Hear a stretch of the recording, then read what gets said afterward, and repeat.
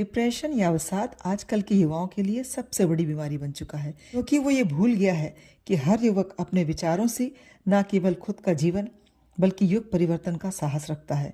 स्वामी विवेकानंद का जीवन इस सत्य का सबसे बड़ा प्रमाण है, जिनकी आज जयंती है, जो यह सिखाता है कि असाधारण बनना कोई चमत्कार नहीं, बस एक अनुशासित जीवन का परिणाम है। जानिए उनके विचारों को अपने एक रूटीन में, अपनी दिनचर्या में शामिल कर सकते हैं और अपने जीवन की हर तरह की निराशा या अवसाद से स्वयं को बाहर निकाल सकते हैं। सुबह का संकल्प एकाग्रता के साथ। एक विचार लो, उस विचार को जीवन बना लो, उसके बारे में सोचो, उसके सपने देखो, उस विचार को जियो। स्वामी जी के इस विचार को आप किस तरह से अपनी सुबह की शुरुआत में शामिल कर सकते हैं। सुबह की शुरुआत आत्मसंवाद के साथ करें। सुबह उठकर खुद से ये कहें कि आप जो भी करेंगे पूरी ईमानदारी के साथ करेंगे और आज मिलने वाली चुनौतियों का साहस के साथ सामना करेंगे।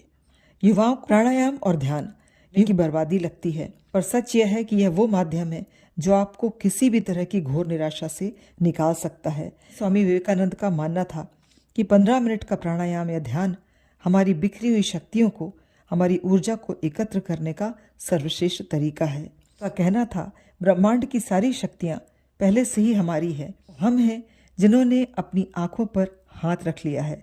स्वामी जी का यह विचार हमें प्रकृति से अदम्य साहस ग्रहण करने की प्रेरणा देता है। प्रकृति की असीम ऊर्जा से यदि हम सुबह अपने मन को और शरीर को जोड़ लें तो यह हमारी सारी मानसिक बीमारियों को दूर कर देगा, क्योंकि मजबूत दिमाग के लिए शरीर की मजबूती आवश्यक है।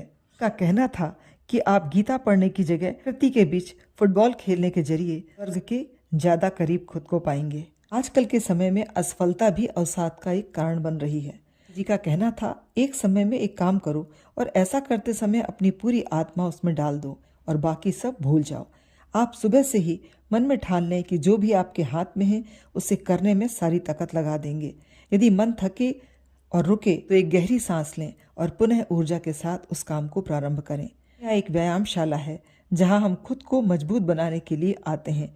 डरो मत, क्योंकि इंसान का डर ही उसकी सबसे बड़ी बाधा है। निराशा और असफलता आपको यदि परेशान कर रही है, यह प्रण लो कि हर वो विचार जो भयभीत कर रहा है, विचार का तुरंत त्याग कर दो। चरित्र, कर्म और निस्वार्थ सेवा। स्वामी विवेकानंद चारित्रिक दृढ़ता, कर्म और निस्वार्थ सेवा पर वास करते थे।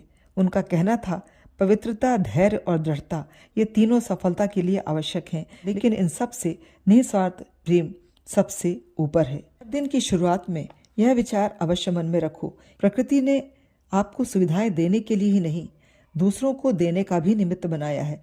तो जरूरी नहीं कि आपका हर दिन आपको ही सुख का एहसास कराए। दूसरों को कुछ देकर यदि यह दिन बिताया तो वो भी एक कर्म है। उस कर्म को भी बोझ नहीं, पूजा समझें। तो आपको यह दूसरों की मदद का भाव निराश नहीं, आनंदित करेगा।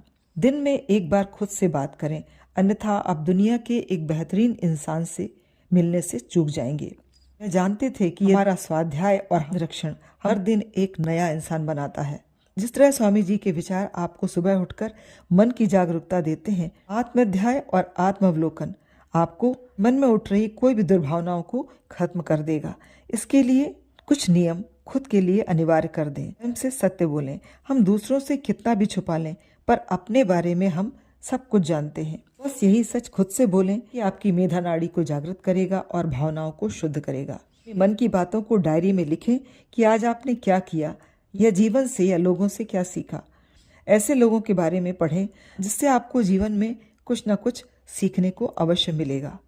तो आज के हर युवक को यह नहीं भूलना चाहिए कि स्वामी विवेकानंद जैसा युग पुरुष, जिसमें समस्त विश्व को झकझोरने की ताकत थी, हमारे देश की वो अद्भुत निधि है। अल्पायु के जीवन में हमें वैचारिक शुद्धता और मनोबल को ऊंचा रखने के लिए सदैव प्रेरित किया है। उनका साहित्य, उनके विचार हमारे लिए किसी खजाने से कम नहीं। आप उसे अपने जीवन में आत्मसात करेंगे तो निश्चित ही किसी भी तरह का डिप्रेशन, किसी भी तरह की मन में अवसाद की भावना आपको निराश नहीं करेगी।